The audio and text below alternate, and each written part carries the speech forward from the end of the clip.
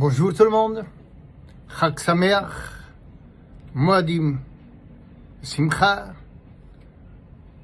chez nous une Sukkot merveilleuse, avec rien que du soleil, le soleil à l'extérieur, le soleil dans notre cœur, le monde autour. À propos de cette fête, la Torah dit Shiv'at Yamim Basukot Tishre. Vous allez résider pendant 7 jours dans la Soukha. Le 8e jour, c'est Shemini, le 8e jour, Chag Atzeret, la fête de l'arrêt. Alors, à propos toujours de Sukkot, la Torah précise Vesamachta bechagecha v'haïta ach sameach. Et tu te réjouiras de ta fête, lors de ta fête, v'haïta ach sameach, et tu ne seras rien que joyeux. Donc ça s'appelle la mitzvah de Simchat Yom Tov. Quelle application concrète?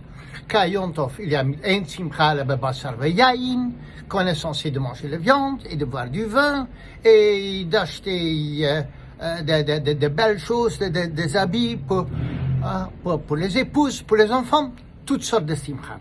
Et c'est un chiyuv, une obligation de Oraita, de la Torah, écrit pour 7 jours. Donc le Gemara demande, mais qu'est-ce qu'il en est avec Shmini Atzeret, ce 8e jour, cette fête différente? Est-ce que là-bas aussi il y a un din de Simcha? Alors elle dit, puisque le verset il dit deux choses, tu te réjouiras pendant ta fête, et la deuxième partie,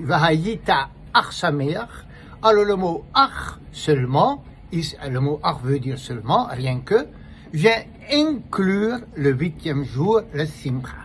Ça, c'est la Gemara Soukha. Donc, concrètement, 8 jours de Simcha.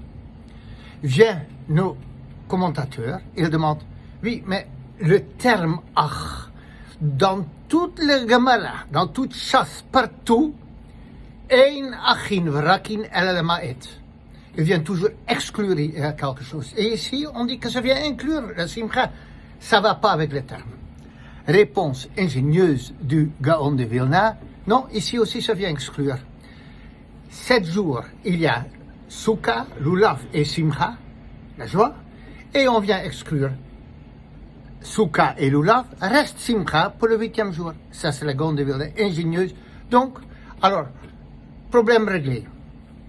Je voudrais ajouter à cela une petite réflexion.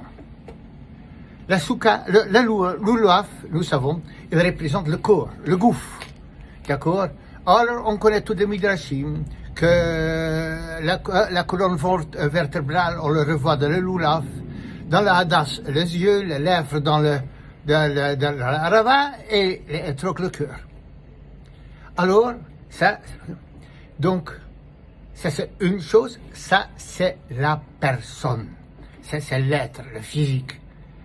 Autour de lui, il y a la Soukha. C'est le conditionnement de l'existence, c'est l'environnement, ça c'est la Soukha, c'est l'espace dans lequel on vit. Sans espace, on ne peut pas exister. Donc, la personne est le Lulav, la Soukha est l'espace qui entoure. Et finalement, la Simcha, la troisième, ça c'est l'état d'âme. Dans quel état d'âme est-ce qu'on vit? Dans un état d'âme de Simcha. Alors là, il y a quelque chose d'important. Le corps, on peut partiellement le négliger. L'environnement aussi. Mais une chose, un juif ne peut jamais négliger. C'est l'état de joie de son âme. Un juif est toujours joyeux, heureux dans son âme. Et ça, donc, c'est ce qu'on retrouve. On a exclu le corps, le Lulav, l'environnement, le Soukha, mais ce qui reste, ce qui est la constance dans la vie, quelle que soit la condition, même la avilut, même le deuil, il peut être dans le cœur, mais pas dans l'âme. Le cœur, il peut être en deuil, et il doit être en deuil, avilut, mais l'âme doit toujours garder la simcha d'exister, d'être B'Tselem Elokim à l'image de HaKadosh Baruch Hu, d'avoir un neshama, d'évoluer, de vivre avec un bechira, et ça, Zman Simchatenu. Alors, la Simcha, c'est la constance.